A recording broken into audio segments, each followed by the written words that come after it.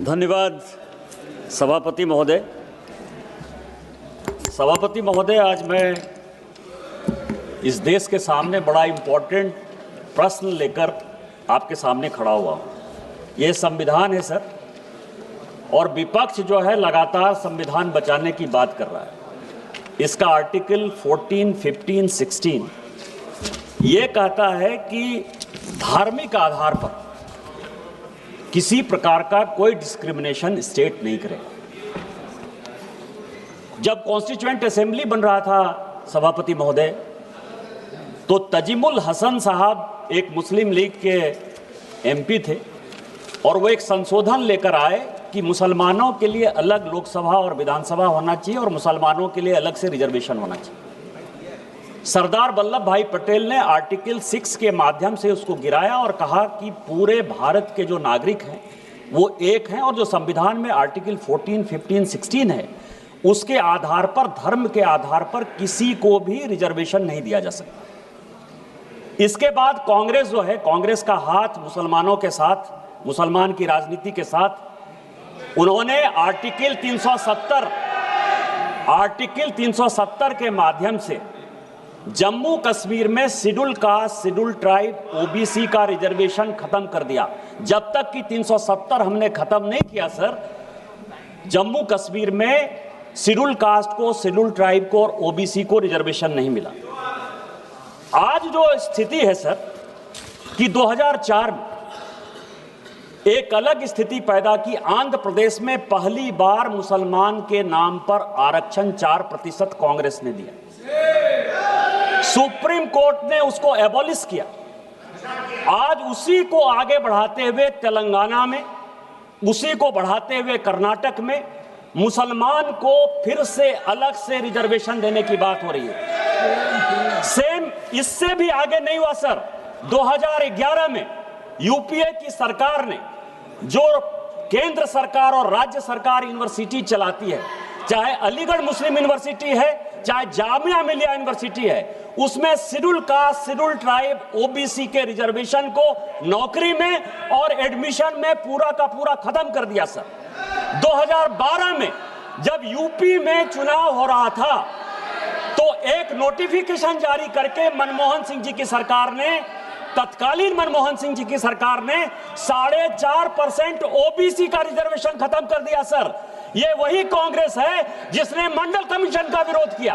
ये वही कांग्रेस है जिसने ईडब्ल्यूएस का रिजर्वेशन 2018 में विरोध किया। आज schedule caste, schedule tribe, OBC का रिजर्वेशन अलग से दे रहे, काटकर मुसलमानों को देने की बात कर रहे हैं, ओबीसी को देने के। मेरा आपके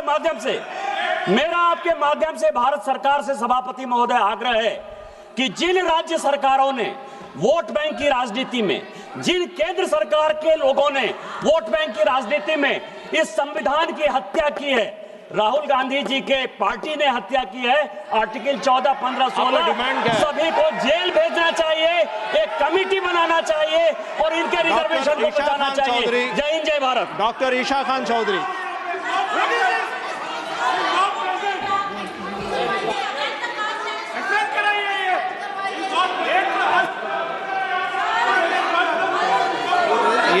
ये जो कह रहे हैं, I will check the record,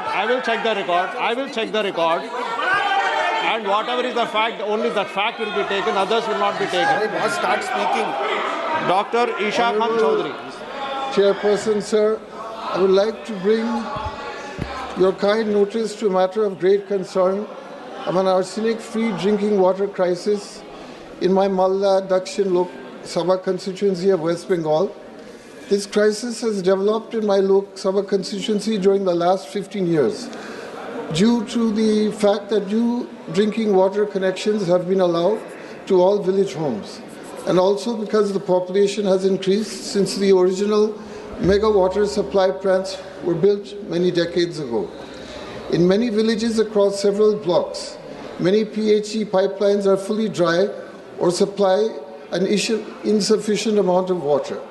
The lack of availability of arsenic drinking water has caused great hardship to lakhs of people in my constituency who are forced to either suffer negative health side effects or of drinking arsenic water or are forced to buy water from private owners.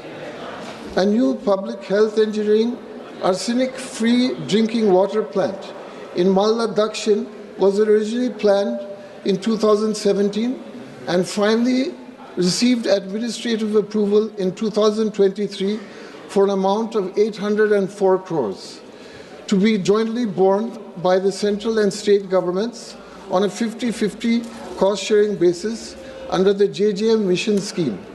This project is designed to provide arsenic-free drinking water to an additional 277,000 households in Kaliachak 1 to 3, English Bazaar and Manichak blocks. Construction of the water supply plant started in 2023 at Manichak block.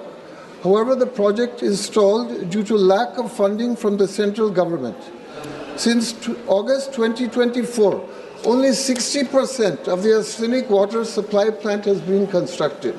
The project completion date, which was earlier announced as December 2025, now has no completion date, and contractor payments for the project are pending. The public of Malda Dakshin have been suffering and demanding a solution for the past many decades. So I believe it is the moral responsibility of the central government to take immediate action. Therefore, I request the Jal Shakti Minister to immediately intervene in order to expedite the release of central funds under the JGM scheme for the arsenic-free drinking water plant project in Malda. Thank you. Thank you, sir. माननीय श्री अभय कुमार सिन्हा जी। धन्यवाद सभापति महोदय। मैं आपके माध्यम से सरकार का ध्यान हर घर नल जल योजना के क्रियान्वयन में हो रही गड़बड़ियों और भारी कमियों की ओर आकर्षित करना चाहता हूं महोदय। हर घर नल जल योजना को सरकार ने एक महत्वाकांक्षी और ऐतिहासिक पहल बताया है, लेकिन महोदय जमीन पे इसकी हकीकत कुछ और ही है। मैं औरंगाबाद लोकसभा क्षेत्र और गया जिला की बात करता हूं महोदय। लगभग प्रत्येक दिन 2, 4, 5 शिकायतें आते रहती है और वो शिकायतें क्या आती है कि महीनों से कहीं पे मोटर जला हुआ है, उसके कारण नल जल योजना बंद है। कई महीनों से कहीं पे स्टार्टर जला हुआ है, उसके कारण नल जल योजना बंद है। कहीं पाइप लाइन फट गई है तो कहीं पानी का जो टंकी है महोदय वो गिर करके फूट चुका है, उसके कारण बंद है महोदय। खराब गुणवत्ता की सामग्री लगाई गई है जिससे कुछ ही महीनों में लीकेज या टूट फूट हर एक वार्डों में, तकरीबन वार्डों में ये है महोदय। हम आग्रह करना चाहेंगे, कई गांवों में महीनों से एक बूंद भी पानी उस वार्ड में नहीं पहुंच रहा है महोदय।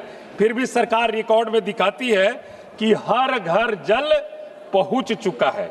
जिन घरों को हर घर नल जल दिखाया गया है वहां वास्तव में जल सप्लाई हफ्ता में 1-2 बार ही हो पाता है महोदय। यह योजना माननीय प्रधानमंत्री जी के द्वारा घोषित एक महत्वाकांक्षी योजना है जिसका उद्देश्य था कि हर घर तक स्वच्छ पेयजल पहुंचे, लेकिन जमीनी हकीकत कुछ और ही है महोदय। मैं आपके माध्यम से सरकार से मांग करना चाहता हूं कि मेरे संसदीय क्षेत्र सहित देश भर में इस योजना की स्वतंत्र ऑडिट कराई जाए। जिन क्षेत्रों में कार्य अधूरा या खराब तरीके से हुआ है वहां पर दोषियों के विरुद्ध कार्रवाई की जाए और यह सुनिश्चित किया जाए महोदय कि हर घर को नियमित रूप से पर्याप्त पीने का पानी कम से कम सरकार उपलब्ध कराए। बहुत बहुत धन्यवाद। धन्यवाद। माननीय श्री बलवंत बसवंत वानखेड़े जी।